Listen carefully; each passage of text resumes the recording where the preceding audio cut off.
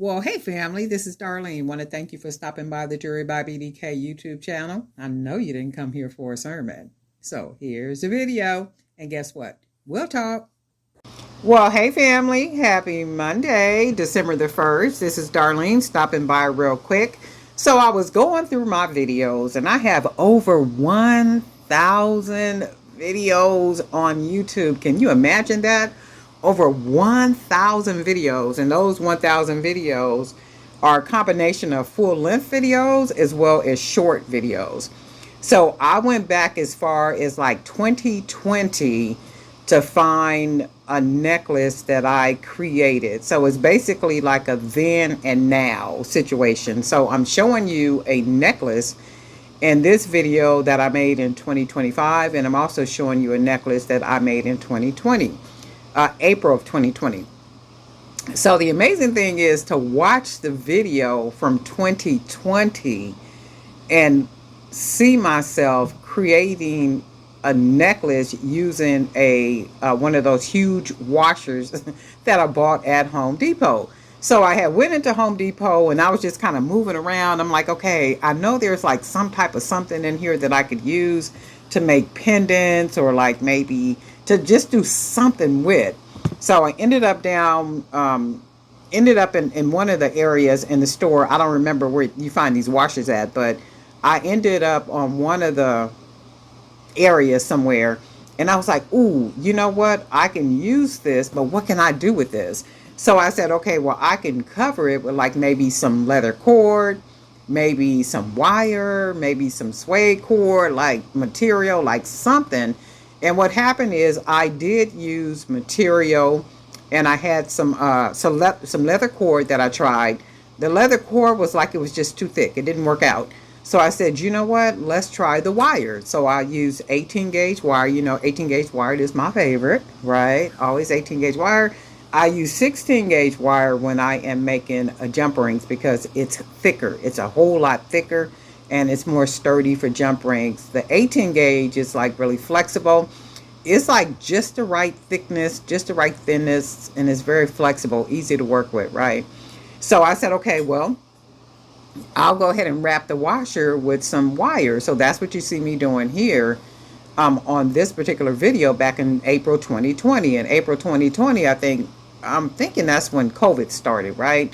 So during that whole COVID situation where we was just kind of, locked down and couldn't go anywhere and couldn't do anything because I already made jewelry, like the leather and suede jewelry, and I hadn't been making leather and suede jewelry because, as mentioned in previous videos, a lot of those small stores, business store, family-owned stores that I would buy the leather and suede from, they were closing down like one by one, and that was well before COVID. So I couldn't find that leather, that real soft leather that I would normally work with. So I said, okay, well, I'll just start working with beads. This is when COVID came. And I was like, okay, I got to do something while I'm in the house. I got to do something, as a release or something. So that's when I really started working with wood. I mean, not wood, but with a beads, like regular beads. And I said, okay, well, I can make some necklaces. I can do some stuff. But for me, creating is never just a simple anything. I can't just make a simple bracelet. My mind just doesn't work that way. So it always has to have this extra twist to it. It always has to look different. It can't look like anything else that anybody else is doing. My mind just works that way. So in 2020, you can see in the background right there, you can see some of the other necklaces that I made. I was kind of making three big, I think that was agate that I was using in the background, and I wrapped all that with wire. I was like going wire crazy. You can see in the back in the background right there, just wire, wire, wire, right? And I still love wrapping everything with wire. I still like using a lot of wire. But back then, you can see 2020, I was just wiring it up. Everything was wired. So that's what that was. But then in 2025, you can see how it evolved. Like I start using hand painted wood beads. I started doing like a lot more color. Everything I think just started to become more brighter, more different, more festive, more kind of like alive. And I think in that 2020 period. Maybe it just kind of represented what was going on during that time period with the COVID and stuff, and everybody kind of shut down.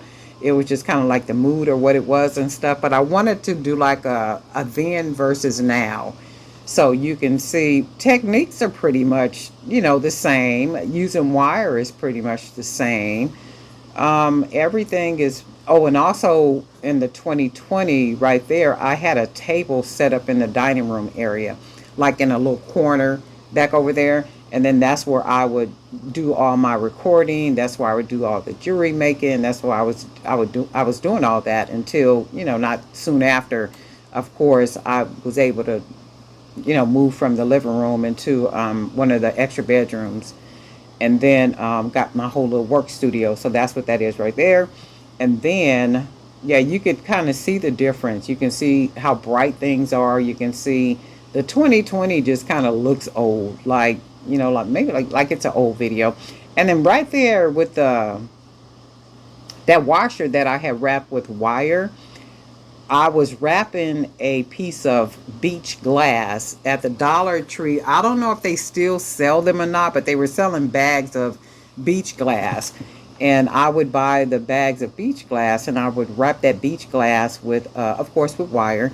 So right here, my thought was, ooh, you know what? I can take a piece of that beach glass, put a couple beads on it, and then wrap that beach glass on top of this washer, and then possibly come out with like a really pretty pendant. And I think I did that. I think I did that. And then when I look over like a lot of the older videos, and I'm just like, man, I really made that, or I really used all that wire like that. That is like crazy. It's a different piece. I have to say that myself when I look back at it. It's a real different piece. So yeah, 2020 versus 2025, not too much difference, just a lot of wire usage back then, but still kind of like along the same lines, a big chunky statement type jewelry. And I do like the way the pendant came out. I love the way the pendant came out. But the thing with that is, as you'll see, I was using smaller beads for that really big pendant. And I think anytime you're using like them really big pendants like that, you more than likely, for me, my thing is I've come to like big beads with big pendants. Um, do they look okay with smaller beads? They can, depending on what the pendant looks like. And then I think it has to do with your taste. Because somebody else might say, oh no, big pendants, you got to use little bitty beads. Well, that's their preference. So if you make a necklace and you have a really huge pendant on it, and you use small beads or big beads, see, to that, looking at that with those small beads, to me it just don't look good. It just looks awkward now that I look at it, right? But the more necklaces that I made, the more experience that I became in using beads like this, then okay, everything started to come together for me. Because coming from a background of using leather and suede to make jewelry, I wasn't familiar with beads and wire and like all that kind of stuff. My whole thing was something totally different. It was like using dual 88 glue, cement, cardboard, leather, other type of stuff. It wasn't anything like using these beads, which is a whole different way of doing things.